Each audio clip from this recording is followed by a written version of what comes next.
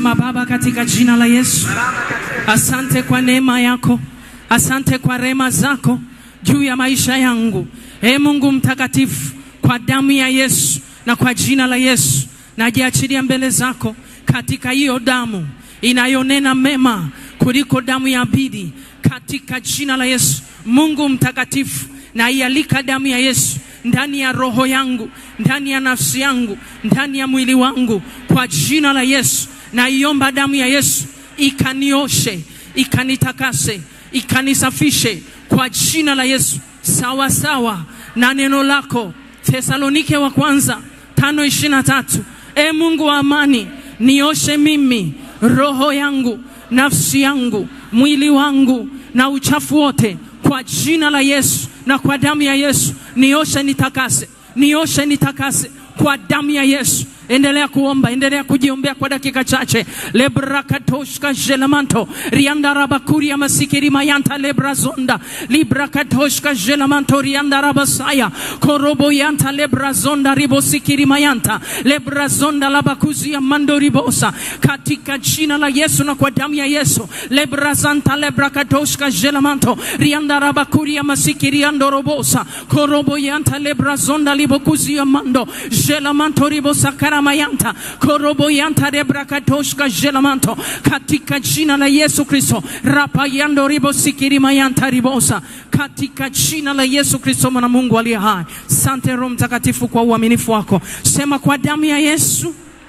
na kwa jina la Yesu, saa hii ninapita na damu ya Yesu sawa sawa na neno la Bwana. Ebrania 9:22, neno lako linasema karibu katika Torati vitu vyote usafishwa kwa damu, na pasipo kumwaga damu hakuna ondoleo. Kwa jina la Yesu na kwa damu ya Yesu, ninapita sasa kwenye maisha yangu katika ulimwengu wa roho. Ninamwaga damu ya Yesu, ninamwaga damu ya Yesu. Ninaondoa chochote cha adui kilichosimama, kinachonizuilia nisipokee.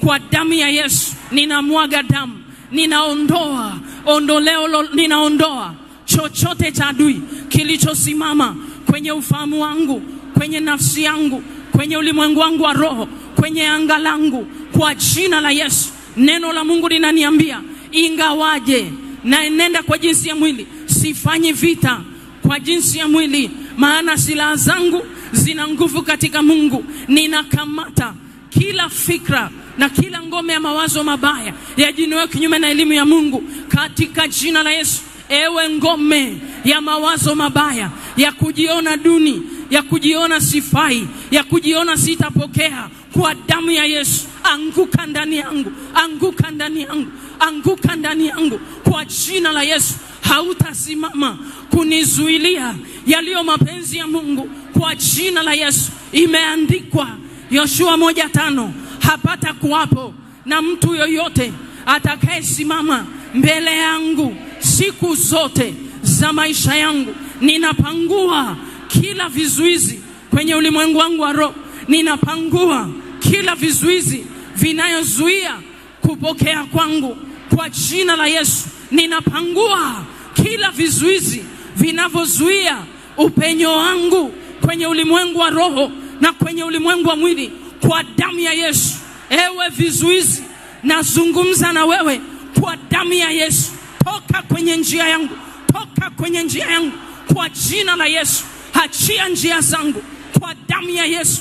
Ewe ardhi, sikiliza neno la Bwana na kuachilia damu ya Yesu. Wewe ardhi, utakuwa shahidi katika jina la Yesu wa kila neno ambalo Mungu amekusudia nipokee katika jina la Yesu. Ewe anga, utakuwa msimamizi wangu katika jina la Yesu, wala hutasimama kinyume changu kwa damu ya Yesu, kwa damu ya Yesu, kwa damu ya Yesu. Sema nafsi yangu tulia kwa Bwana, nafsi yangu tulia kwa Bwana kwa jina la Yesu. Amen. Mpe Yesu makofi yake. Rapa yanderebo shandara basaya korobo yanta lebrazonda labakuzia mando, katika jina la Yesu Kristo. Karibu kae. Bwana Yesu asifiwe. Na wasalimu kwa jina la Yesu. Heri ya mwaka mpya. Bwana asifiwe. Tutakuwa na somo letu, sio tunaendelea, tunaanza. Tutaangalia vipengele mbalimbali, lakini kichwa cha somo kitakachotutembeza wiki nzima kinasema matokeo ya kazi ya msalaba. Matokeo ya kazi ya msalaba. Bwana asifiwe sana. Haleluya. Matokeo ya nini? Kazi ya msalaba. Si tunatakiwa tuishi kulingana na matokeo. Hatutakiwi tuishi kabla ya matokeo. Bwana asifiwe sana. Narudia kusema matokeo ya kazi ya msalaba. Hatutakiwi kuishi kama vile kabla ya msalaba. Tunatakiwa tuishi kama vile baada ya mateso ya Yesu msalabani. Na sio Yesu ambaye alikufa tu akazikwa, bali ni Yesu aliyekufa, akazikwa, akafufuka, ameketi mkono wa kuume wa Mungu Baba. Na hajabaki kwenye mkono wa kuume wa Mungu Baba, amekuja kuishi ndani yetu. Bwana asifiwe sana. Kwa tukisema habari za Yesu, hatumsemei sana Yesu aliye mbinguni, tunamsema sana Yesu aliye ndani yetu. Sema amina. Mwangalie jirani yako, mwambie hatumsemi sana Yesu aliye mbinguni, tunamsema sana Yesu aliye ndani yetu. Kama ulishampokea na yuko ndani, wacha kumtafuta Yesu nje. Haleluya. Narudia nikwambie, watu wengi wanamtafuta Yesu nje, but they don't know Yesu yuko ndani yao. Na juzi nilikuwa kwenye maombi na watu wachache, tuko kwenye maombi, kambi ya maombi kwa kujifungia. Nikawaambia kuna saa muombi Baba mbinguni, tunaongea na Baba ndani yetu. Wakashtuka. Wakaniambia, is it possible mwalimu? Nikamwambia yes, it is very possible, na ni sawa. Si kila saa tunamuomba Mungu akiwa mbinguni. Yesu akasema mtu akinipenda atazishika amri zangu, nami nitamuomba Baba, tutakuja kufanya makao ndani yake. Kama Yesu anaweza ukizishika amri zake, anamuomba Baba, wanakuja kufanya makao ndani yako. Kwa lugha nyingine, kama Yesu na Baba wako ndani yako, anayewadhihirisha ni Roho Mtakatifu. Maana yake si kila saa utaongea na Yesu mbinguni na Baba mbinguni, jifunze kuongea nao ndani yako. Lakini kama una uhakika wako ndani yako, ndio maana utakuwa unawatafuta mbinguni. Na Mkristo aliyekuwa kiroho hamtafuti Yesu mbinguni, hamtafuti Baba mbinguni, anakuja ndani yako. Sema amina na umpe Yesu makofi. Bwana asifiwe sana. Tunatakiwa tufike mahali tuwe na ujasiri katika Ukristo tulionao. Unapokuwa na Kristo, una uhakika yuko ndani, kuna namna utaishi watu hawatakuelewa. Kuna sawa anaweza akakuona kichaa, but I'm telling you sio kichaa. Mwingine anasema hapana, yuko mbinguni. I'm telling you yuko ndani. Kama wakwako yuko mbinguni, wakwetu yuko ndani. Mwambie jirani, kama wakwako yuko mbinguni, wakwetu yuko ndani. Kama wakwako wanatafutwa hapatikani, wakwetu wanapatikana katika jina la Yesu.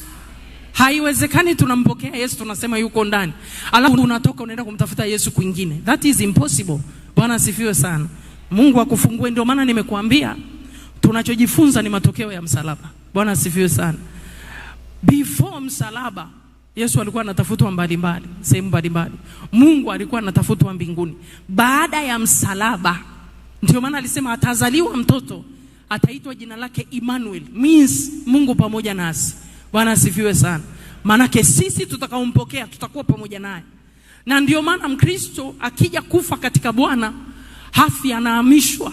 Bwana asifiwe sana. Ndio kile Paulo anasema kuishi ni faida, kufa ni nini? Ni Kristo. Paka kuna wakati anatamani kuondoka. Aliye na uhakika na Mungu kila saa ogopi kufa. Yes, aliye na uhakika na Mungu wake na mahusiano yake binafsi na Mungu ndani yake, kila wakati haogopi kifo, kwa sababu kifo ndio kinakupeleka kukaa nao. Sema amina hata kama hutaki kufa. Mwingine anasema amina alafu anasema sitakufa bali nitaishi. Utaenda tu ikifika saa. Amina. Bwana asifiwe. Unaanza kuona picha ya somo wiki nzima tuko hapa.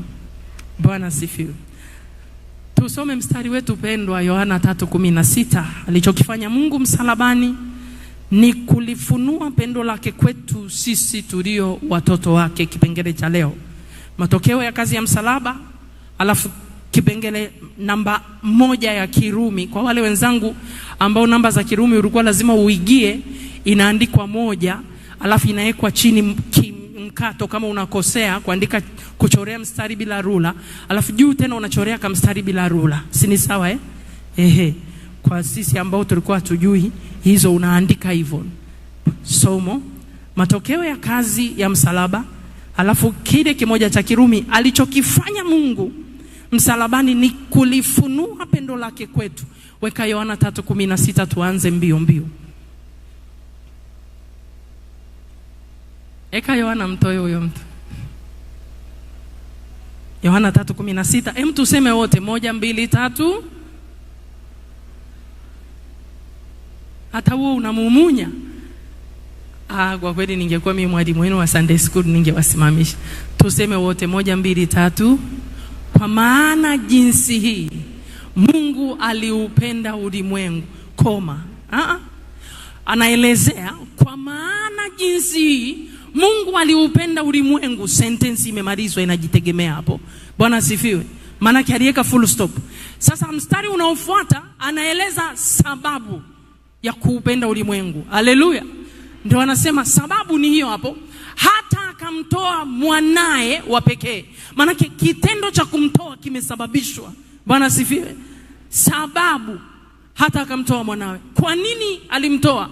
Ili kila mtu amwaminie asipotee, bali awe na uzima wa milele. Bwana asifiwe sana. Tukivunja unaelewa. Turudie tena. Anasema hivi, kwa maana jinsi hii Mungu aliupenda ulimwengu, anaelezea aliupenda. So baada ya kupenda alifanya nini? Bwana Yesu asifiwe sana. Baada ya kupenda, manake Yesu ni sadaka au zawadi ya upendo kwetu sisi. Haleluya. Narudia, tukimsema Yesu tunazungumza sadaka ya upendo. Tukimsema Yesu tunazungumza zawadi ya upendo kwa Mungu kwetu sisi. Ndio maana nasema kwa maana jinsi hii Mungu aliupenda ulimwengu. Maana yake penye upendo pana vitu vya kufanya. Haleluya. Pasipo na upendo hakuna cha kufanya. Ndio maana anayependa halazimishi kufanya kitu. Anayependa anafanya kwa sababu anapenda. Ndio maana nawaambiaga makanisani, anayelazimishwa kutoa sadaka hampendi Mungu. Mungu hahitaji sadaka za kila mtu. Mungu anahitaji sadaka ya mwenye moyo wa kupenda. Ndio maana mwenye moyo wa kupenda kutoa si mzigo. Asiyempenda Mungu kutoa ni mzigo. Haleluya. Kwa maana jinsi Mungu aliupenda ulimwengu, akaeleza sababu, hata akamtoa mwanae wa pekee. Maana upendo ulimsukuma Mungu kutoa. Kumtoa nani? Yesu. Bwana asifiwe. Sababu ya kumtoa Yesu ni nini? Ili wewe na mimi na mwingine wamwamini. Bwana asifiwe sana. Na Biblia inasema wakisha muamini automatic hawapotei. Haleluya. Wakisha muamini automatic hawafanyi nini? Hawapotei. Na wakiwa hawapotei, maana yake wanamwamini, wanakaa ndani wakiwa wanaamini. Wanadumu katika imani. Wanatenda matendo ya imani. Wanaishi maisha ya imani. Maana yake akitenda matendo ya imani, akishamwamini anaishi maisha ya imani. Anatenda matendo ya imani. Anakuwa na discipline kwa sababu anamwamini. Bwana asifiwe sana. Ukisoma Biblia za Kiingereza hapo zinafafanua sana. Anasema wanamtegemea, wanamwamini. Sijui kama unanielewa. Rely on. Si ndio ukisoma Biblia zingine zinasema hivyo. Bwana asifiwe sana. Kwa hiyo huyu anayemwamini hatakiwi kupotea. Kwa lugha nyingine, mtu akishaokoka haruhusiwi kupotea. Sasa inakuaje mtu anaokoka na anapotea? Nalo swali. Bwana asifiwe sana. Narudia, kwa lugha nyingine, mtu aliyeokoka haruhusiwi kupotea. Mtu aliyeokoka haruhusiwi hata kumwogopa shetani. Mtu aliyeokoka haruhusiwi kuogopa sijui vitu gani. Kwa nini? Anatakiwa adumu ndani kila wakati, kila saa. Bwana asifiwe sana. Sijui kama naweza kupata chupa ya maji. Bwana asifiwe sana. Yani kila saa unakuwa secured, unakuwa huko umefungwa ndani ya Kristo. Bwana asifiwe sana. Anasema asipotee bali awe na uzima wa milele. Mtu akishaokoka hataki kuomba tena uzima wa milele. Anadumu ndani. Kwa sababu gani? Tayari amepokea uzima. Yohana 17:3 anasemaje? Wakujue wewe Mungu pekee wa kweli na Yesu Kristo uliye mtuma. Usifungue kabisa, sio mimi nakunywa. Bwana asifiwe sana. Haleluya. Si mnayaona haya maji? Yako ndani ya nini? Sema ya chupa.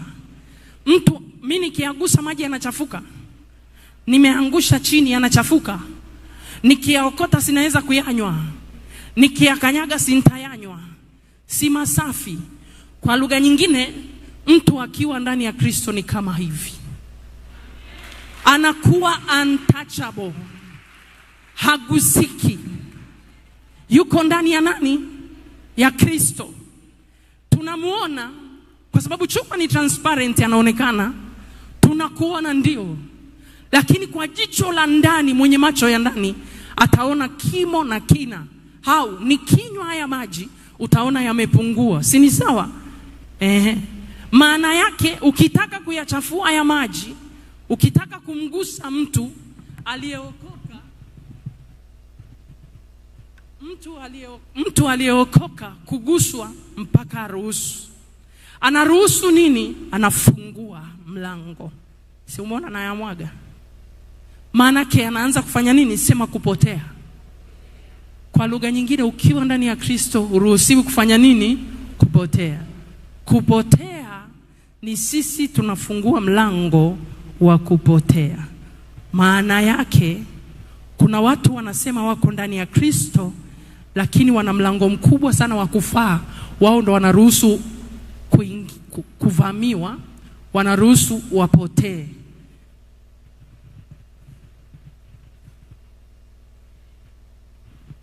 Wanasemaga bora kinga kuliko nini? Kama mnajua duniani bora kinga kuliko tiba. Kwa nini kwa Bwana hatuoni bora kinga kuliko tiba? Tiba nyingi tunazozitafuta kwenye maombi ni sisi tumefungua milango. Bwana asifiwe sana. Unafikiri mfano wangu paka hapo umeuelewa? Muulize jirani yako, mfuniko wako umefungua kabisa, umetupa au umetoboa? Kuna sisi tuliozaliwa zamani. Nisikilize nikisema umetoboa. Kuna sisi tuliozaliwa zamani. Kununuliwa soda miaka ya nyuma ilikuwa ni anasa. Mwambie jirani yako, soda kilikuwa kinywaji cha anasa.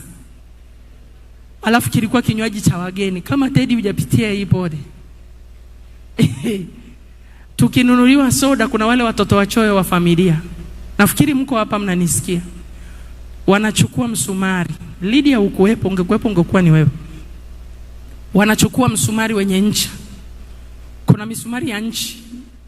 Kulingana na nchi ndio upana wa msumari. Kwa wale wachoyo wanatoboa kidogo. Sisi ambao tuna kasi ya zamani, nilikuwepo zamani lakini nilikuwa tayari na 5G kwenye soda. Nikinyanyua nikishusha imepotea. Sasa wale wachoyo kwenye familia wanatoboa, wanakunywa mdogo mdogo. Wanatuumiza sisi wenye kasi ya 5G. Sasa kuna watu hivyo hivyo kwenye maisha yao, wana matundu madogo madogo. Wanaonekana wako kwenye nyumba za ibada, wanateseka kwa sababu ya yale matundu madogo madogo. Yale matundu madogo madogo yanampa ibilisi nafasi. Yanampa ibilisi nini? Nafasi. Sasa kuna wale wenzetu wamepasua chupa, wametoa mfuniko, wale wamemfungulia mlango. Kuna wale wenzetu hawawezaki kunywa soda na chupa, wanatumia glasi. Sisi zamani kulikuwaga hakuna glasi. Tuna vile vikombe vya bati. Wachaga wanaelewa vizuri sana vile ambavyo ukinywa kitu cha moto una bahati unakuwa na mdomo mwekundu. Sisi wa Masai unawekewa kwenye kikombe kikubwa. Sasa kuna watu wana gates, zile Kiingereza, Kiswahili mnaita malango, Kiingereza wanaita gates. Wamefungua malango wazi, shetani anawashambulia. Na yuko hapa anatafuta solution ya kumuondoa shetani every day. Na solution ya kumuondoa shetani sio kukemea. Solution ya kumuondoa shetani ni kubadilika. Kabla hujaamua kukemea, rudi chunguza. Ni mlango gani au ni mpenyo gani unampa shetani kwenye maisha yako? Kama neno linatuambia akimwamini asipotee, jiulize kwa nini unamwamini na umepotea? Kwa nini unamwamini na unapotea? Kwa nini unamwamini unashambuliwa? Kwa nini unamwamini unapigwa? Ifike mahali tuache kusingizia bibi, babu, shangazi, mjomba, mchawi, nani. Saa nyingine huwezi kushambuliwa mpaka uachie mlango. Kwa hiyo kabla ya kutafuta mashambulizi, funga milango shetani anayopata nafasi ya kukushambulia. Na mlango unafungwa kwa kuacha dhambi. Mlango unafungwa kwa kuacha uovu. Kuna wakati tupunguze maombi ya kumkimbiza shetani, tuongeze maombi ya kumkimbilia Mungu. Biblia inasema nimekukimbilia wewe nisiaibike milele. Kwa lugha nyingine, ukimkimbilia Mungu kuna aibu inaondoka. Ukimkimbiza shetani kuna aibu zitabaki. Jifunze kumkaribia Mungu na kumkimbilia Mungu na kuvimaliza vya ibilisi ndani yako kwa kubadilisha mfumo wa maisha. Bwana asifiwe. Kuna mtu anaweza akawa haombi sana, lakini ameamua kubadilisha mfumo wa maisha. Na akaamua kubadilisha mfumo wa maisha kwamba from today onwards mimi sitaki dhambi, sitaki uovu, sitaki uchafu. Nimeamua kuwa safi hata kama nitaomba dakika 5. Huyo mtu ana nguvu sana kwenye ulimwengu wa roho kuliko yule mtu muovu anayeomba masaa 3. Yule ni debe tupu. Sema amina. Kwa ukiamua kubadilika, badilika. Yesu akasema tazama mkuu wa ulimwengu huyu haja, lakini hana kitu kwangu. Kilichokuwa kinampa Yesu ujasiri hata kama shetani anakuja kumsulubisha, anagundua mwili wangu nimetoa sadaka ya upendo. Kama ni sadaka ya upendo, sio kwa ajili mimi nina dhambi, ninalipa deni la wenye dhambi. Kwa sababu ninalipa deni la wenye dhambi, hatakuja kunisulubisha kwa sababu Baba ameruhusu. Nitakabidhiwa mikononi mwao wanitese kwa sababu Baba ameruhusu. Na hana kitu kwangu kwa sababu mateso ninayopitia si kwa sababu ya dhambi na uovu. Napitia mateso kwa sababu ya kuchukua utukufu uliokuwa umepotea ndani ya wanadamu, ili mimi na Baba yangu tupate tena kurudi ndani ya watu ambao wanaishi maisha yasiyobeba utukufu katika jina la Yesu. Karabayandarabasaya. Lazima ifike mahali, toa vile vitu vyote vya ibilisi, amua kutafuta maisha yaliyobeba utukufu wa Mungu katika jina la Yesu. Punguza kasi ya kumkimbiza shetani, ongeza kasi ya kuondoa vya shetani ndani yako katika jina la Yesu. Kumkimbiza shetani sana si sifa. Kwa nini unamkimbiza? Ondoa vya kwake. Sema amina.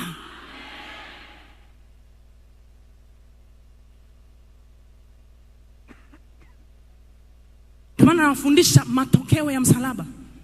Tunaukiri msalaba lakini tunauona hauna matokeo. Kwa nini? Tunaupotezea matokeo. Tusisababisha msalaba kupoteza matokeo. Nakumbuka miaka ya nyuma walokole walikuwa ni wachache sana sana. Kipindi hicho walikuwa wanaitwa wakata shauri. Kipindi hicho walikuwa wanaitwa waongofu. Kipindi cha nyuma mtoto wa mtu akisumbua pepo, kulikuwa kuna watu hawajui kuomba. Lakini kuna baba anakuja na Biblia yake ambaye ndio ni mluteri kweli kweli. Nakumbuka kule kwetu kuna baba mmoja alikuwa ni mpiga kinanda. Kijiji kizima ndo alikuwa mwaminifu kwenda kanisani. So haimaanishi kuwa mwaminifu kwenda kanisani ndio mtu mtakatifu. Na alikuwa hajui kuomba. Mtoto akipagawa mapepo anajulikana yule mzee mwaminifu wa kanisani. Akija anakuja na Biblia yake anaweka kichwani na mapepo yanaondoka. Kitu gani kilikuwa kinatenda kazi? Imani ni kuwa na uhakika. Alikuwa anaamini katika hii Biblia hata kama siisomi kuna uzima. Nisikilize mwana wa Mungu, unaisoma Biblia imebeba uzima lakini unaukataa uzima. Halafu unakujaje kuikimbiza mauti wakati umeikataa uzima? Huwezi kukimbiza mauti kama ndani yako hakuna uzima. Kinachoondoa mauti ni kiwango cha uzima kilichoko ndani yako, na sio kiwango cha sauti ulicho nacho, si kiwango cha kuomba kwa nguvu. Kiwango cha uzima kinaondoa kiwango cha mauti ndani ya mtu katika jina la Yesu. Tafuta uzima ndani yako. Sema amina. Haleluya. Bwana sifiwe. Miaka ya nyuma wakiona Biblia tu shetani anakimbia. Kwa nini anakimbia? Shetani anajua siri ya msalaba. Matokeo anachokiogopa shetani sio zile mbao. Shetani anaogopa matokeo ya msalaba. Sisi kwa nini hatuoni matokeo ya msalaba? Na tunabaki tunaimba msalaba ndio asili ya mema, nikatua mzigo hapo. Wapi? Kuna mtu analifuso lake hapa, alafu anaimba msalaba ndio asili ya mema. Kabeba. Kwa nini utui mzigo? Kuna kitu ujui katika msalaba. Kuna kitu ukitiri maanani. Matokeo ya msalaba. Matokeo ya msalaba ndio sala moja ya toba tulioongozwa, ndio tunatembea nayo. Ndio hata kama tukianguka tunajua tunarudi, kuna msalaba. Kwa nini? Aliyepita msalabani anasema mwenye haki ataanguka mara 6 na ya 7 atainuka. Alituonyesha kwenye msalaba kuna kuanguka, na kama kuna kuanguka kuna kuinuka. Kisikusumbue kuanguka, kikusumbue saa ya kuinuka kwako. Tafuta kuinuka kwako, kisikukatishe tamaa kilichokuangusha. Tafuta wanaoweza kukutia moyo na kusimama tena. Chagua kusimama tena katika jina la Yesu.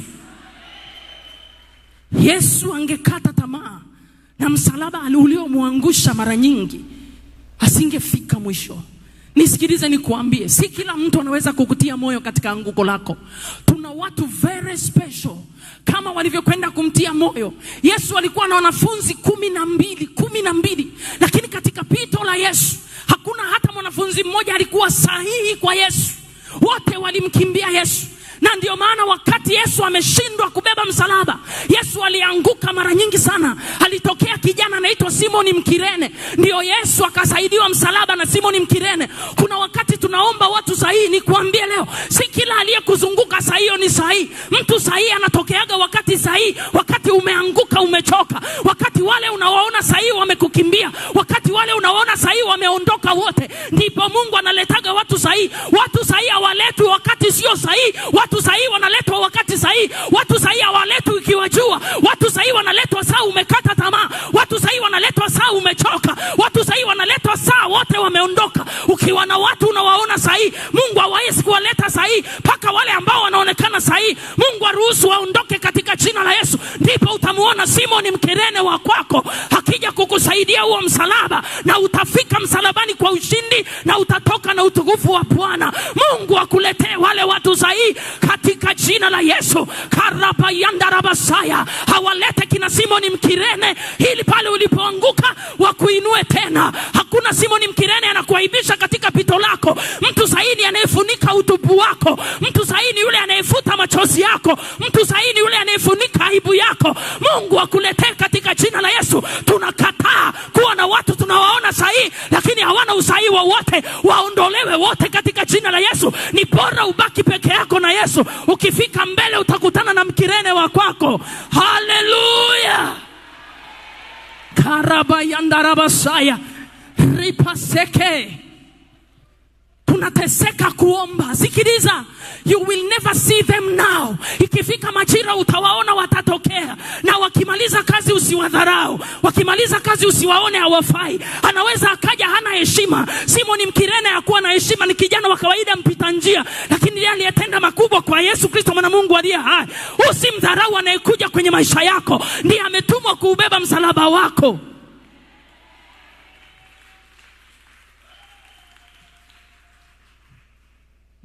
Haleluya. Natamani sana uione nguvu ya msalaba. Usiangalie msalaba kidhaifu. Ndio maana huwa nawashangaga wa Kristo. Nyumbani kwake analipicha la mzungu aliyekonda, eti amepiga na vita ya kwanza ya dunia. Ni babu yako huyo. Ni mjomba wako huyo.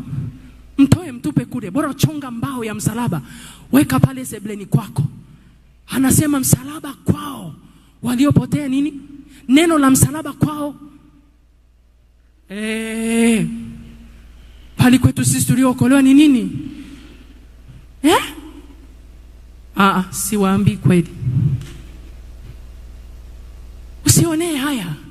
Usionee haya injili. Wale ndugu zetu unakuta wameweka maneno. Ukienda pale ujui kila neno moja linatoa majeshi ya upande ule zaidi ya 3,000. Wewe una nini nyumbani kwako?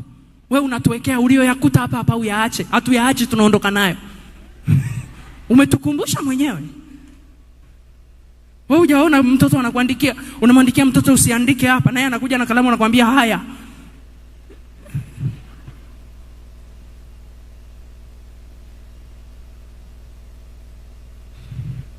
Sema amina.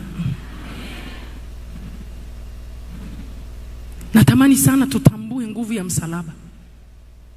Nguvu ya msalaba. Sasa hatusherekei mateso, tunasherekea nguvu ya msalaba. Utukufu wa msalaba. Utukufu wa msalaba. Utukufu wa msalaba. Maana yake msalaba kazi yake ni kurejesha utukufu uliopotea. Katika hii wiki orodhesha, tukikutana Ijumaa Kuu, toka na ule utukufu uliopotea. Toka na ule utukufu uliopotea. Kila ulichokiomba mwambie nakuja. Musa alimwambia nionyeshe utukufu wako. Kwa nini wewe usiombe? Yesu alisemaje? Baba, utukufu ule ulionipa nimewapa wao. Hautaomba kama Musa, utaomba kama Yesu alivyosema. Baba, utukufu ule niliopewa nimewapa wao. Maana yake unadai Mungu utukufu uliouweka kwenye maisha yangu na uomba. Saa hii nadharauliwa, naomba ule utukufu. Saa hii wananiona duni, naomba ule utukufu. Mungu akuletee katika jina la Yesu. Amina. Hiyo ni Yohana 3 tu tumesoma. Twende Yohana 15:13. Yohana 15:13.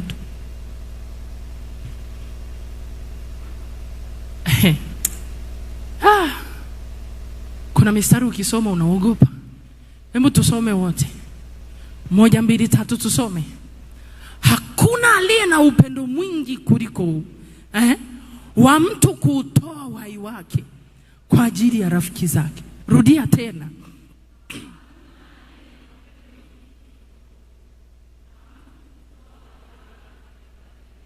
Rudia tena.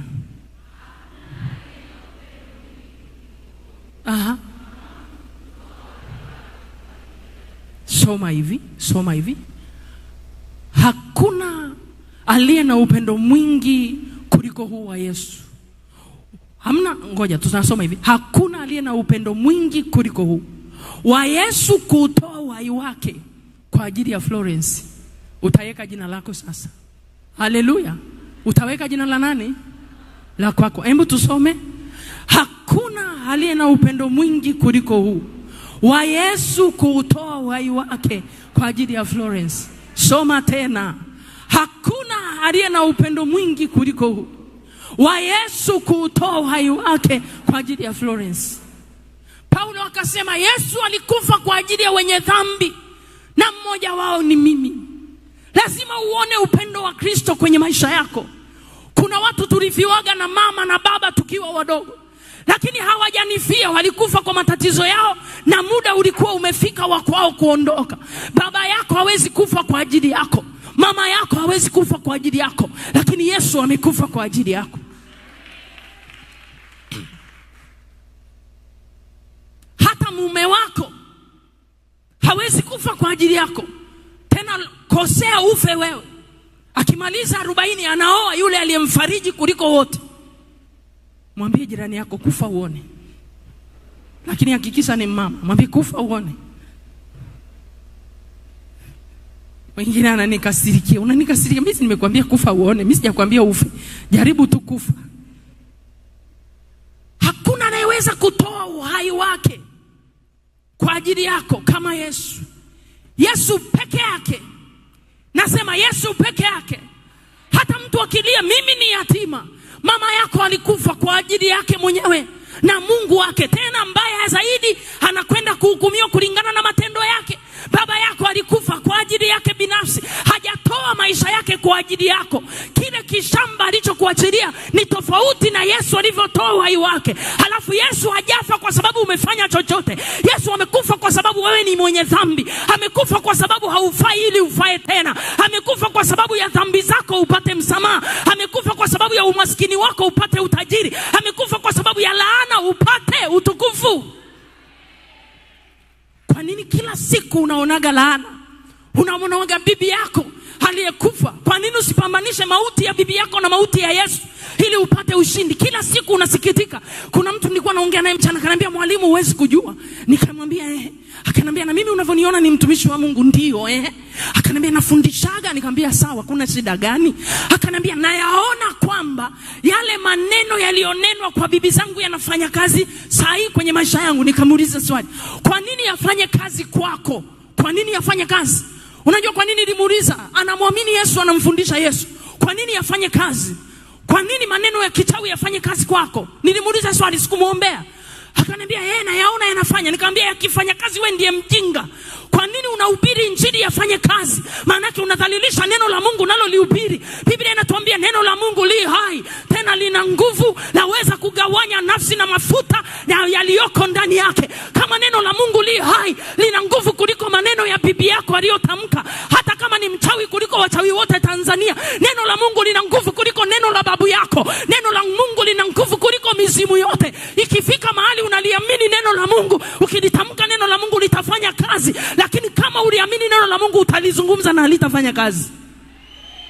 Wengi wanateseka, si Mungu hayupo, Mungu yupo. Hauamini neno la Mungu kama lina nguvu, unaamini maneno ya wachawi yana nguvu. Sikiliza, mchawi asimame na kuzimu yote wakulaani. Ukiwa na Yesu, ukiwa sawa sawa, laana yao haifanyi kazi, kwa sababu neno la Mungu li hai. Neno la Mungu ni uzima, lina uwezo wa kuzima mauti katika jina la Yesu. Sema amina. Hakuna kitu muhimu kama ukombozi wa ufahamu. Sema amina. Cha muhimu sana, watu wengi unataka kukombolewa bibi, unataka kukombolewa babu, unataka kukombolewa nani? Kombolewa ufahamu kwanza. Hata vita vyako utapigana kwa namna ya ufahamu wa kiungu. Hautapigana kidhaifu katika jina la Yesu. Na ufahamu, kukombolewa ni maarifa. Sio kusema ufahamu, komboka, komboka, komboka. Nasema toka majini. Hakuna jini kwenye ufahamu, ni ujinga. Wewe ungekuwa na jini kwenye ufahamu ungefika hapa. Si ungekuwa unakuja una suruali mguu mmoja na sketi upande mmoja. Maana yake wewe ni mzima. Mungu anafanya kazi na ufahamu. Zaburi ya 14:2 akasema alichungulia duniani aone kama yuko mtu mwenye akili amtafutaye Mungu. Maana yake ufahamu wako unaweza kukufanya wewe ni mateka. Isaya 5:13-15 anasema watu wangu wamechukuliwa mateka. Kabla hujaangamizwa wewe unachukuliwa mateka. Na huwezi kuchukuliwa mateka, kinachokuteka ni kukosa ufahamu, maarifa. Anasema watu wangu wamechukuliwa mateka kwa kukosa nini? Maarifa. Ameweka chapu. Kwa sababu hiyo watu wangu wamefanya nini? Kwa sababu wana mapepo. Situsome wote. Imesema hivyo. Watu wangu wamechukuliwa mateka kwa kukosa nini? Kuna mtu mmoja akanipigia simu. Mwalimu, nikamwambia naam. Mwalimu, nina shida. Nikamwambia sasa hiki kitu sijui kuisema kwenye media ni ngumu. Light angepozi. Akaniambia mwalimu, nimeunganishwa. Nikamwambia umeunganishwa wapi? Akaniambia kwenye madhabahu. Nikamwambia madhabahu ipi? Akaniambia nina agano. Agano lipi? Amepozi.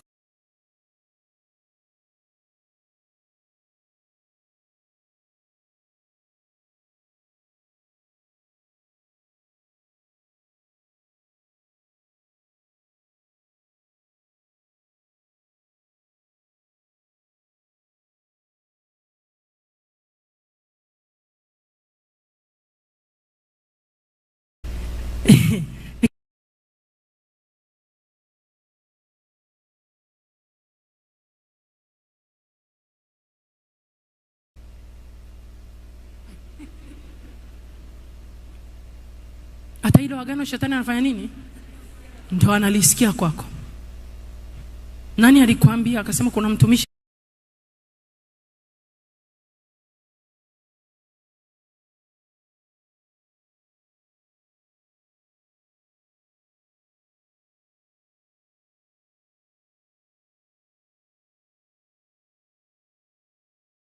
ajionavyo mtu nafsini mwake ndivyo. Anasema na tuvitoe viungo vyetu kwa silaha za nini? Za haki. Unapookoka viungo vyako vitoe kwa silaha za nini? Kama vilivyotumiwa na uchafu, bali vitumiwa na nani? Na Mungu. Badala ya kumkimbiza shetani, wewe siku nyingine amua kufunga maombi ya utakaso na kujiweka wakfu. Tuone kama atabaki. Sio kama mnanielewa. Sio kama unanielewa. Na kuna siri ya wakfu. Biblia inasema kilichowekwa wakfu kisiguswe, na anayegusa kilichowekwa wakfu kufa na afya. Maana maombi ya wakfu ni silaha tosha. Yaani kuache niendelee na somo. Yaani kama nyewe watumishi wenye huduma, usipite muda mrefu jaingia kwenye utakaso kujiweka wakfu. Utakaso kujiweka wakfu. Sio kama mnanielewa. Utakaso kujifanya nini? Ukiweza jiweke na sadaka. Umenielewa ninachokuambia? Utakaso maana yake ni kusafishwa sana. Umenielewa? Kuna nguo nyeupe tukitaka ingae sana tunaloweka na nini? Erio. Tukiona erio ni imekata, erio ikiwa na kiburi tunatumia nini? Jiki. Erio ikiwa na kiburi unatumia nini? Maana yake toba, ukiona imekata ingia utakaso. Funga. Toa na sadaka. Rehema na utakaso. Umeelewa? Ndio. Sema amina. Ukiweza ichukue. Ukiamua kuwa mchafu iache. Si ni sawa? Nataka tuendelee sehemu nyingine tena kidogo. Kile kitabu cha waraka wa kwanza wa Yohana sura ya 3 mstari wa 16. Mpendwa, ukiona siri ya matokeo ya msalaba, hutakaa uishi kinyonge. Mwingine anaweza akakuona una kiburi lakini sio kiburi. Mmenielewa ninachokisema? Sio kiburi. Mimi sio kila kifungu nakubali. Sitaki kabisa. Natakaga na reference. Mnaniangalia. Mwingine anamsikiliza pepo fulani amesema hivi, anaomba yale ya yule pepo aliyoomba. Kwani usitafute malaika akimsemesha, uyaombe ya yule malaika aliyesema? Mekasirika? Ngoja nikuachie msikilize mwenyewe. Weka waraka wa kwanza wa Yohana. Muondoe huyo mtu, weka waraka wa kwanza wa Yohana sura ya 3 mstari wa 16. Anasemaje? 1, 2, 3. Lile lililokuwako tangu mwanzo, tulilolisikia, tuliloliona kwa macho yetu. 16 Bwana. Mstari wa 16. Waraka wa kwanza wa Yohana sura ya 3 mstari wa 16. Katika hili tumelifahamu pendo, kwa kuwa yeye aliutoa uhai wake kwa ajili yetu. Imetupasa na sisi kuutoa uhai wetu kwa ajili ya hao ndugu. Rudia tena. 1, 2, 3 tusome. Katika hili tumelifahamu pendo, kwa kuwa yeye aliutoa uhai wake kwa ajili yetu. Imetupasa na sisi kuutoa uhai wetu kwa ajili ya hao ndugu. Nisikilize kanisa la Yesu. Yesu alivyojitoa, ndivyo na mimi na wewe tunapaswa kujitoa. Tena kwa watu. Ninasema kwa watu. Ninasema kwa watu. Huwezi kujitoa kwa Mungu usiyemuona kwa macho. Ushindwe kujitoa kwa watu unaoona kwa macho. Kujitoa kwa Mungu ni kujitoa kwa watu. Sema amina. Muangalie jirani yako, ukijitoa kwa Mungu ni kujitoa kwangu.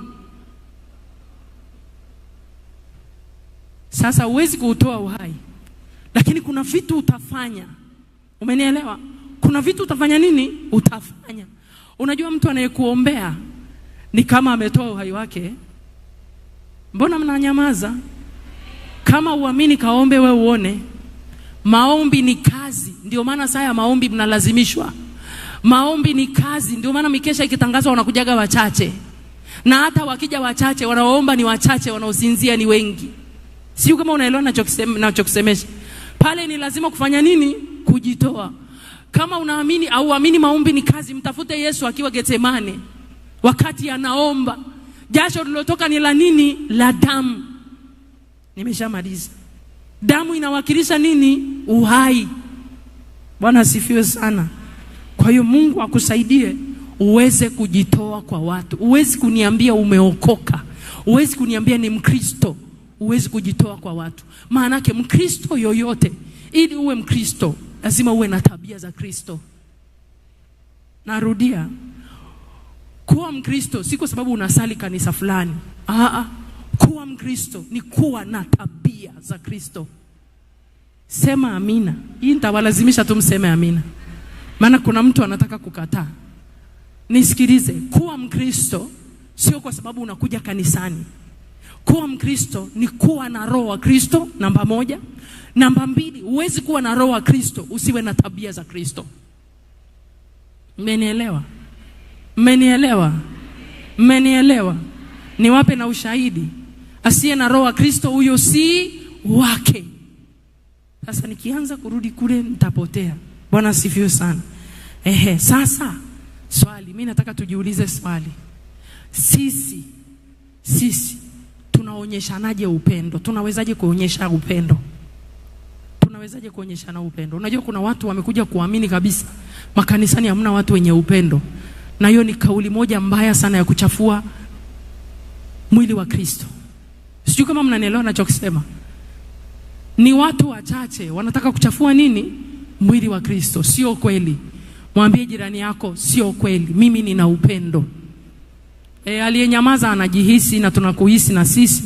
Mwambie tu sio kweli. Mimi nina upendo. Na ninamwakilisha Kristo. Haya, namba 1, unamwakilishaje Kristo? Kwanza namba 1, ili tujue una upendo, ni kiwango chako cha kumpenda Mungu kwanza. Huwezi kusema una upendo wakati huyo Mungu ambaye anakupa upendo au anakumiminia pendo umpendi. Nirudie? Narudia. Huwezi kutuambia una upendo wakati huyo Mungu ambaye ni pendo haumpendi. Ukimpenda huyo Mungu ambaye ni pendo, anakumiminia pendo lake. Bwana sifiwe sana. Kwa lugha nyingine, tukiokoka hatuutumii upendo wetu sisi kwa sisi, tunautumia upendo wa Kristo. Wewe ukinipenda, maana yake sio wewe unanipenda, ni Kristo ndani yako ananipenda, na mimi Kristo ndani yangu atakupenda. Mmeelewa ninachosema? Maana yake tunasaidiwa na Roho Mtakatifu. Ngoja nikuonyeshe mstari Warumi 5. Anasema na pendo la Kristo limemiminwa ndani yetu kwa njia ya Roho Mtakatifu. Tunapookoka tunamiminiwa kitu kinaitwa pendo. Hata kama hauneni kwa lugha, omba umiminiwe pendo. Kunena kwa lugha sio kielelezo cha kwamba wewe ndio umekamilika. Kinachomkamilisha Mkristo ni kitu kinaitwa upendo. Kilichomtofautisha Yesu na wanafunzi wake ni upendo. Kilichomfanya Mungu kumtoa Yesu ni upendo. Kwa hiyo kinachotofautisha sisi wa Kristo, anavyosema ninyi ni nuru ya ulimwengu, kinachokufanya kung'aa kule duniani sio mafuta yanayoonekana, ni pendo la Kristo ndani yako. Kinachokuambia nenda ukaangaze, kinachokufanya uangaze ni upendo. Jinsi gani utaweza kuwapenda wasiokupenda? Jinsi gani utaweza kuwapenda wasio na imani moja na wewe? Jinsi gani unaweza kushirikiana na wasiomjua Mungu wako? Pale ndio utawavuta kwa upendo. Na hiyo ndio injili ya kwanza tunatakiwa tuihubiri. Tunaihubiri kwa matendo, kwa njia ya upendo. Onyesha watu upendo. Ukiwaonyesha watu upendo, ni Mungu anajidhihirisha kwao. Huna haja ya kunena kwa lugha ujitingishe ri. Hapana, wapende watu, waonyeshe watu upendo, wajali watu. Hizo ndio tabia ya Yesu. Usibague watu, usijigrade kwa watu. Ishi na wao, wathamini watu, heshimu watu kama vile Yesu alivyokuwa na waheshimu wasionacho na walionacho. Sema amina. Kuna mtu akishafika level fulani aongee na watu fulani. Who are you? Yesu ni Mungu. Aliongea na wengi mpaka tukapatikana sisi ambao tulitakiwa tujibiwe namba unayotafuta kwa sasa. Haipatikani. Jaribu tena baadaye. Sisi tukapatikana. We. Ukimuona mtu ameokoka, alafu anajigrade kuna watu waongei nao, hashirikiani nao, it's not my level, muone huruma. They are not my level anymore. Una shida. Una shido. Korea kwetu tunaita shido. Si unajua mahali nimetoka? Si unajua Viswahili vyetu vya kule? Tuna ile scientific name. Kila kitu kina scientific yake. Scientific ya shida inaitwa shido. Rumi 5.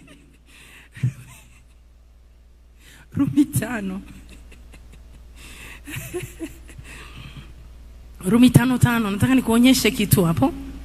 Anasema natumaini alitayarishi kwa maana pendo la Mungu limekwisha. At the moment unaokoka, kitu Mungu anakupa. Ukimpokea Yesu maana yake umempokea Mungu. Haleluya. Umempokea nani? Mungu. Na Mungu ni nani? Pendo. Ukiokoka tu, natumaini alitayarishi kwa maana pendo la Mungu limekwisha kumiminwa katika mioyo yetu na Roho Mtakatifu tuliyepewa sisi. Zawadi ya kwanza Roho Mtakatifu anayempa mtu sio kunena kwa lugha, ni upendo. Anachotangulia kumimina ni upendo.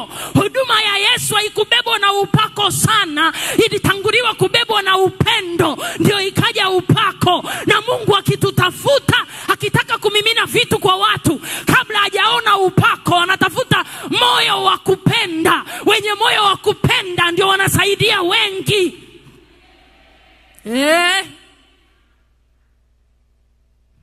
Ndio maana sisi watumishi, kabla hujaenda kutafuta kwanza upako, search your heart.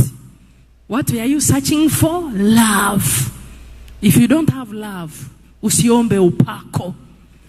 Upendo ni kivutio cha upako. Upendo ni kivutio cha vitu vingi ndani ya mtu. Upendo ni sumaku ya kuvuta vitu kutoka kwa Mungu na kutoka kwa watu. Mwenye upendo astrago kuomba sana, hata mbingu zake zinakuwa wazi. Sema amina. Mwambie jirani yako, kuna saa unaomba upewi, si kwamba Mungu asikii. Amechungulia moyo. Amechungulia nini? Mungu hapo kafunga jicho moja, akachungulia moyo tu, akajua hii ni shida. Nikimpatia huyu nampoteza. Nikimpatia huyu kuna watu watateseka kupitia alichokipata. Ili watu wasiteseke kupitia alichokipata, muache struggle. Kwa hiyo kuna vingine vizuizi vingi, sometimes sio shetani, aina ya moyo. Mwambie jirani yako, vipi moyo?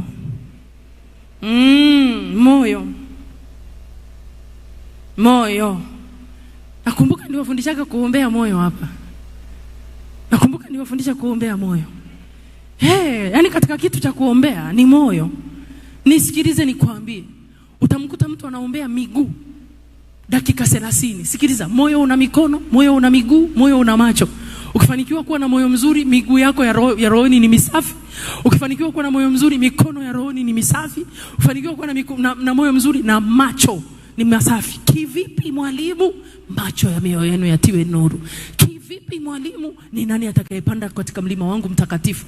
Ni yule asiyeinua nafsi yake kwa ila aliye na mikono safi. Mikono ipi? Sio hii unayohangaika nayo. Mungu aoshi, anaosha ndani. Mwambie jirani, funguka. Change your prayer. Change your prayer. Wewe unaombea mkono uliopaka rangi. Mungu ana shida na mkono uliopaka rangi. Mungu ana shida na limkono liloko huku lina kucha jeusi. Wewe unaenda huyu unampelekea tu, sasa kidogo nitaje hilo kabila, alafu nikicheki hivi robo 3 yako wako hapa. Ile kabila linatupakaga rangi. Sasa mimi sina, lakini nikicheki hivi wako hapa. Sio ile unaenda kuoshwa mkono na mguu. Kuna viwango vya utakaso kwenye ulimwengu wa roho, vinapita kwa mtu kulingana na usafi alionao. Sema amina. Kumbukumbu la Torati 6:5. Mbona msemi saa 2 dakika 5?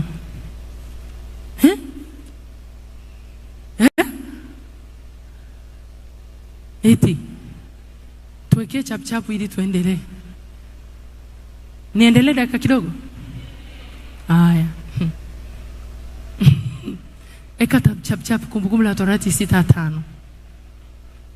Huyo mtu muimbieni ile mwanzo kutoka Walawi. Tusome wote. 1, 2, 3 soma. Nawe mpende Bwana Mungu wako kwa moyo wako wote, na kwa roho yako yote, na kwa nguvu zako zote. Wandugu, yani kuna vitu ni vya kurudi ni hapa. Umenielewa nachokisema?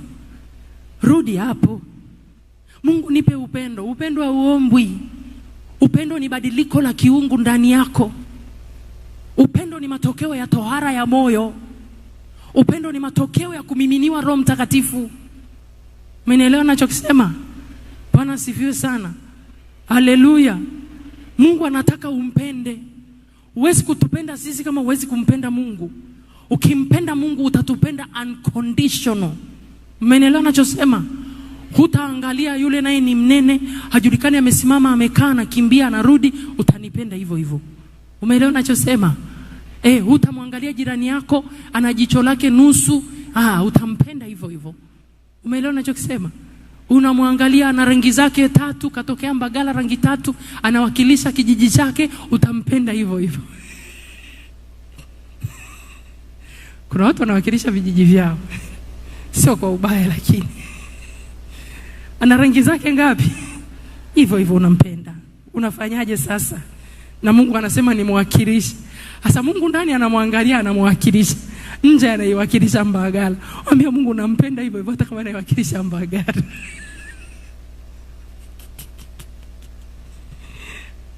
Watu wa Mbagala sema hatuji, mje mwenzenu na miwa huko huko. Dawa ya upendo ni kugeuzwa moyo. Dawa ya kumpenda Mungu ni kugeuzwa moyo. Ndio maana maombi ya kumkaribia Mungu yanakutengeneza mtu wa ndani sana. Nisikie. Maombi ya kumkaribia Mungu yanamtengeneza sana mtu wa ndani. Na ukitengenezwa sana mtu wa ndani, kushinda vita ni rahisi sana. Sema amina. Yani hapo nitakwambia tu useme amina. Kuna watu wanaamini kushinda ni kwenye kukemea. Mungu anasema nikaribieni mimi nami nitawakaribia ninyi. Huwezi kumpinga shetani mpaka Mungu awe upande wako. Mungu akiwa upande wetu, ni nani aliye juu yetu? Ukitaka kumshinda shetani, mkaribie Mungu sana. Kwa kadiri unamkaribia Mungu sana, Mungu anatengeneza ndani. Alafu ukimkaribia Mungu sana, Mungu anawekeza nguvu zake ndani. Anawekeza nini? Efeso 3:20. Atukuzwe Mungu wa Bwana wetu Yesu Kristo. Yeye awezaye kufanya mambo makuu mno kuliko tuombavyo. Maana yake power inayotenda kazi ni kuliko wakati saa ya kuomba. Hatutakiwi tutegemee sana power ya wakati wa maombi. Power wakati wa mawazo, kuna watu tuitegemei. Power wakati wa silence inatakiwa itoke. Kina Yoshua wakati wanapita mto Jordan, hawakutegemea power ya kuomba. Walitegemea power inatoka ndani yao kwenye viungo vyao. Sema amina. Ifike level. Kwa nini mchawi anatazama maji? Ukinywa maji unakwenda. Kwa nini mchawi anatazama chakula? Ukila chakula unaenda kuharisha. Kwa nini wewe Mkristo ukitazama chakula lakini hautoi side effect yoyote? Shida sio mchawi ana nguvu. Haujawekezewa vitu vya kimungu ndani vinavyoweza kufanya matokeo kwenye vitu tunavyoviona. Kwa nini mchawi apite kwenye ukuta umpishe? Maana ukuta kupasuka ni ukuta unampisha. Kwa nini sisi kuna vitu havitupishi? Sio kila saa tuseme vitu nipishe. Kuna vitu tukifika vinatupisha automatic. Kwa nini vinatupisha automatic? According na power uliobeba ndani.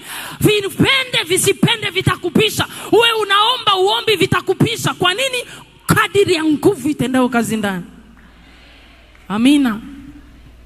Mimi natamani mtu mmoja atafute hiyo katika jina la Yesu. Tafuta hiyo katika jina la Yesu. Tafuta hiyo katika jina la Yesu. Siniishie hapo, kesho tuendelee. Nilikuwa naweka msingi. Ni 2:10, sipendagi kupitisha muda sana. Na hilo ndilo neno la Bwana. Hilo ndilo neno la Bwana. Na hilo ndilo neno la Bwana. Neno la Mungu ni kioo. Ndio kioo chako. Si unajua wanawake hamwezi kutoka nje paka kuwe na kioo Na pochi zenu tukisachi zina vioo Kuna vile vioo vyenu vya buku kachoro Cinderella hapo. Kinatoka picha ya Cinderella, kinatokea picha ya bibi yake Cinderella, lakini ukiachi. Ila nini ujitazame. Sikiliza. Hakuna kioo kizuri cha Mkristo kama neno la Mungu. Hakuna kioo kizuri cha Mkristo kama neno la Mungu. Jifunze kusoma Biblia kama kioo. Umenielewa ninachokisema? Maombi sio kioo. Neno la Mungu ni kioo.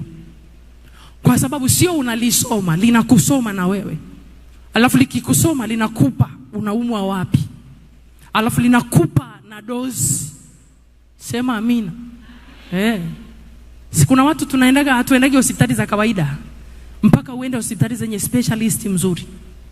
Kama unaumwa tumbo unamtafuta gaino. Si wanaitwa magaino mzuri.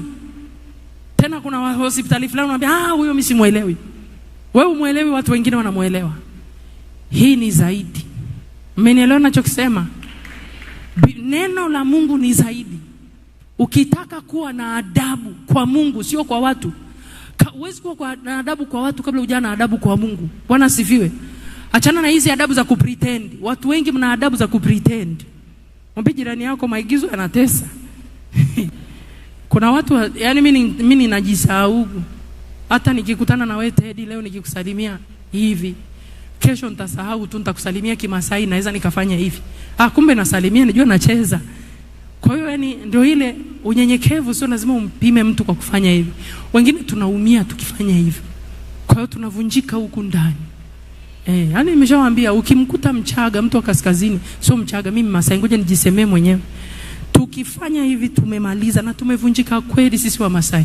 Si unajua hata cheza yetu hatujikunji. Tunacheza kibabe, tunanyooka na mkicheza tunafika juu. Mimi nashangaa mchungaji hajawaita Jumapili wacheze. Nilikuwa nawasubiri watoke niwaonyeshe fire.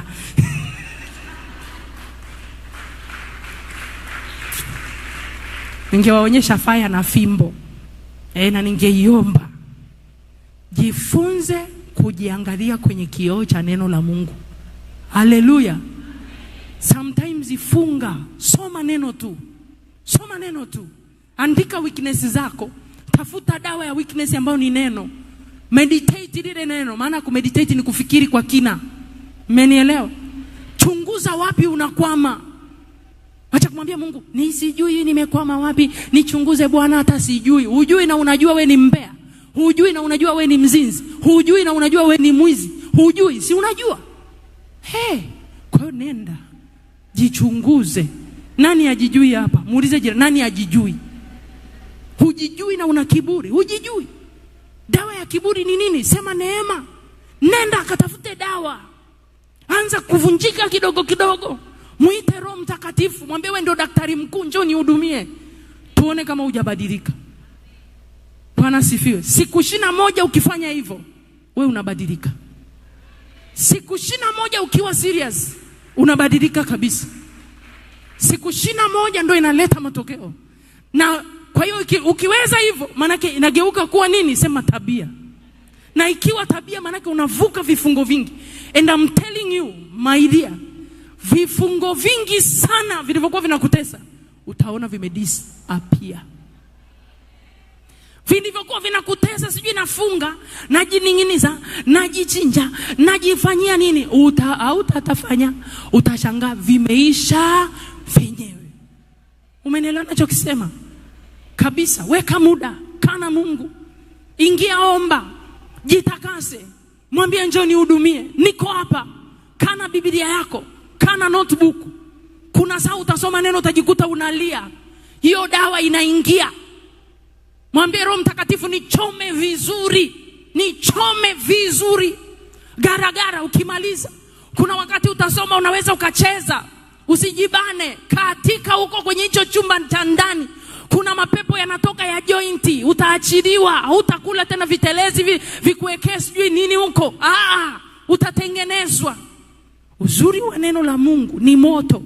Kuna moto automatiki unatoka. Unakuja ndani yako. Unakusafisha.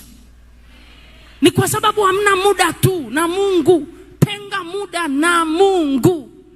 Simama na miguu yako na sadaka yako. Na hilo ndilo neno la Bwana. Tenga muda wako. Tenga muda wako. Kuna mtu anasema mimi saa 9 lazima niombe. Sio lazima uombe saa 9. Nani akwambia kila saa Mungu anataka kusikiliza? Wewe lini umetenga muda wa kumsikiliza Mungu? Swali, lini umetenga muda wa kumsikiliza Mungu? Nani amekwambia kila saa Mungu anataka kukusikiliza? Mimi nikipandaga gari unakuta mtu mwingine akinicheki tu anafikiri Maza anapenda muziki. Anawashia sauti kubwa, naambia zima yote. Maza, haupendi chochote? Naambia sipendi chochote. Unasumbua kichwa. Maza, hata gospel naambia zima. Hajui mwenyewe saa nyingine nataka nitulie nisikie.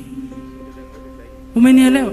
Sasa unamkuta mtu anatembea na earphone, akifika nyumbani kwake muziki, kwenye gari lake muziki, chumbani kwake anasema nalala na maombi ya saa, anafungulia radio fulani kuanzia usiku mpaka asubuhi. Wewe hutapata neno la Mungu ambalo Mungu anakusemesha. Utapata neno la Mungu watu wanalosemeshwa. Neno linalokuponya ni lile unalosemeshwa wewe. Sema amina.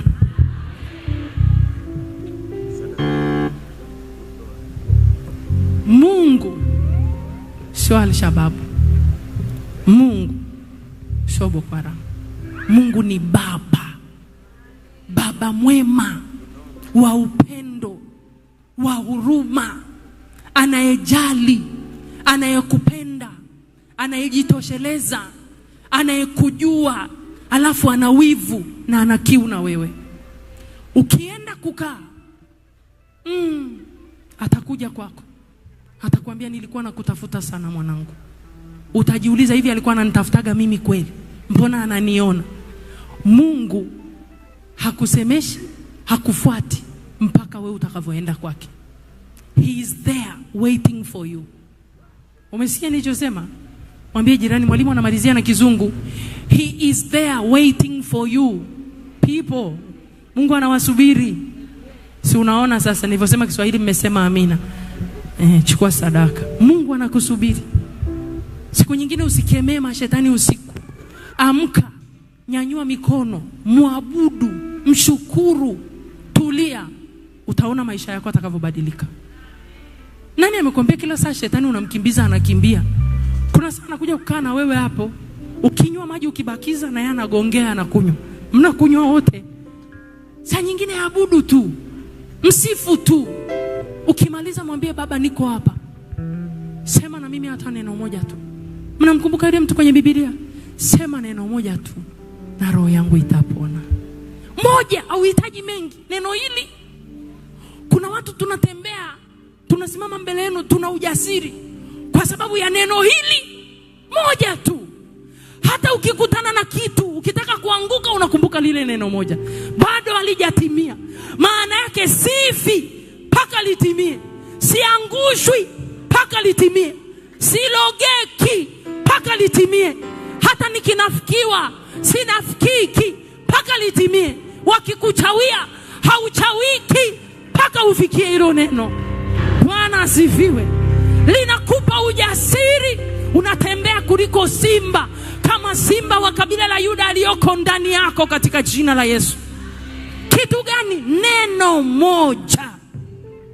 Uhitaji mengi sana. Moja. Bwana asifiwe. Halafu litakuongezea imani na kumpenda Mungu kuliko chochote. Kuna watu mtabadilika maisha. Kuna wakati Mungu ukichoka anakuambia niko pamoja na wewe. Hata kama umezamishwa wapi, wakushike wakudumbukize kwenye bahari, iwe ni Hindi, iwe ni Atlantic, iwe Pacific, whatever. Unajua tu nitaibuka, wala siogopi. Aliyesema yuko na mimi ni mkubwa kuliko wanaojitahidi kunizamisha. Mungu utatiwa nguvu sana. Alafu kitu kingine cha thamani, utaupenda wokovu kuliko chochote. Kuna watu wokovu mnauona mzigo kwa sababu hamuoni chochote kwa Mungu. Maisha yako ya wokovu yatabadilika. Bwana asifiwe. Amen. Sema Mungu uliye hai, mimi mtoto wako, jioni ya leo najiachilia kwako. Nasema asante kwa uaminifu wako juu ya maisha yangu. Baba yangu, nisamehe. Nimejichukia kwa mengi, nimejikatia tamaa kwa mengi, na kuomba jioni ya leo, samehe na moyo wangu umebeba vingi vinavyonisababisha nikae mbali na wewe, nisiweze kujitoa kwako kwa asilimia zote. Nisaidie Bwana, nitokapo hapa niweze kuwa na muda mzuri na wewe katika jina la Yesu. Usininyamazie mimi mtoto wako, usiache kujitokeza kwangu na kwenye maisha yangu katika jina la Yesu. Amen. Mpe Yesu makofi yake.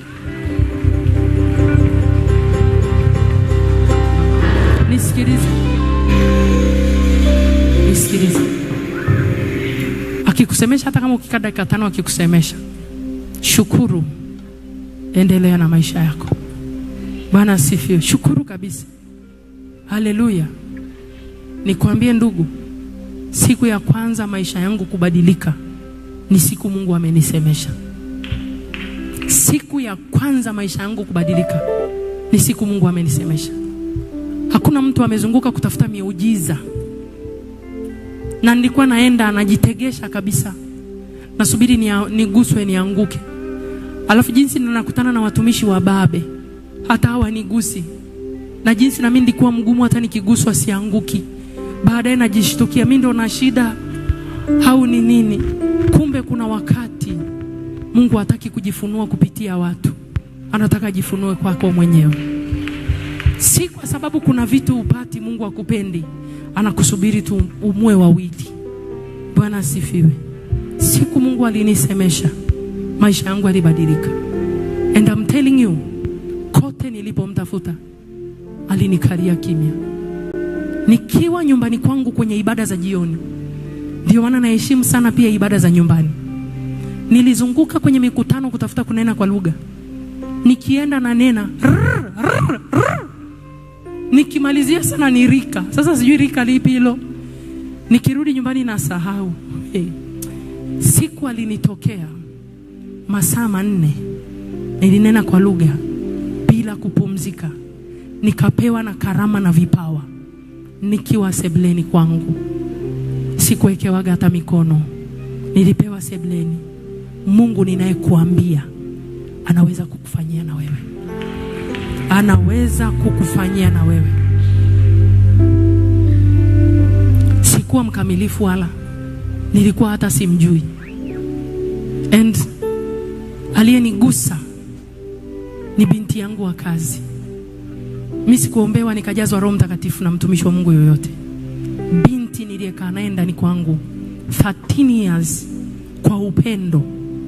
Ndio maana watu wanaokuja majumbani kwenu wapendeni. Watu walikuwa wakija kwangu hawajui kama ni binti. Tulikaa tukalingana. Kila mahali tulifanana. Nikisema hivyo sasa mnaweza mkaelewa. Akiwa anaabudu, mimi nilikuwa sijaokoka, yale anza kuokoka. Nikirudi nyumbani ananiambia fulani, ananiambia Mungu amenisemesha kwa sauti kubwa. Yeye alikuwa na neema kusikia sauti kubwa kutoka mbinguni direct. Akaniambia Mungu amesema uende kanisani. Usifikiri mimi nimekulia kanisani, sijakulia kanisani. Nikifika ndani na jitupa kwenye kiti. Nilikuwa napenda pesa kuliko mtu yoyote. Nilikuwa napenda pesa kuliko mtu yoyote. Nikisema hivyo nafikiri unaelewa. Yaani kwamba nilikuwa tayari kutafuta pesa tu. Akiniambia hivyo nakaa chini, najitupa kwenye kiti nyumbani kwangu, nacheka paka nanyanyua miguu. Naambia Mungu amekusemesha, ananiambia ameniambia nikwambie uende kanisani. Na mimi namwambia muulize ni kanisa gani? Sababu nilikuwa Mluteri. Nikatoka nikaenda kufunga ndoa Katoliki. So na hang between. Nikifika kule najisahau, balaya hivi na hivi, naenda hivi na cross. Nikiona wananiona narudisha. Nachezea hapa. Siku nyingine narudi KKT kwetu. Nikirudi namwambia nimeenda kanisani leo. Mungu si ameona nimeenda kanisani. Naenda kanisani kwenye usharika wetu. Nikisikia mikutano mahali kwa mahali naenda. Siku hiyo nimeokoka. Binti Mungu akaambia mguse na kidole. Mimi sijawekewa mkono, kidole. Nilishukiwa na nguvu ambazo zilibadilisha maisha yangu. Mpaka nasimama mbele yako Wewe unasema natamani kuwa kama mwalimu. Mungu anaweza kukufanya zaidi ya mimi mara 7. Usitamani kufanana na mtu. Mungu ana cha kwako cha thamani kuliko chochote. Sikazi wewe ni mzuri zaidi, ni kwa sababu hujampa Mungu nafasi. Hujampa Mungu nafasi. Mpe Mungu nafasi katika jina la Yesu. And anakupenda sana. Mungu anakupenda. Nakwambia tena Mungu anakupenda. Mungu anakupenda. Nakwambia tena Mungu anakupenda. Haangalii udhaifu wako. Haangalii hali yako. Haangalii chochote. Hakuangalii kama watu wanavyokuangalia. Mungu anakupenda ulivyo. Anasema mimi ni kahaba. Hakuna watu Yesu aliwapenda kama makahaba. Anakupenda pia. Mimi ni mtoza ushuru. Anakupenda pia. Anasema mimi ni mchawi. Anakupenda. Na alikufa kwa ajili yako. Leo ondoka nalo, Yesu anakupenda.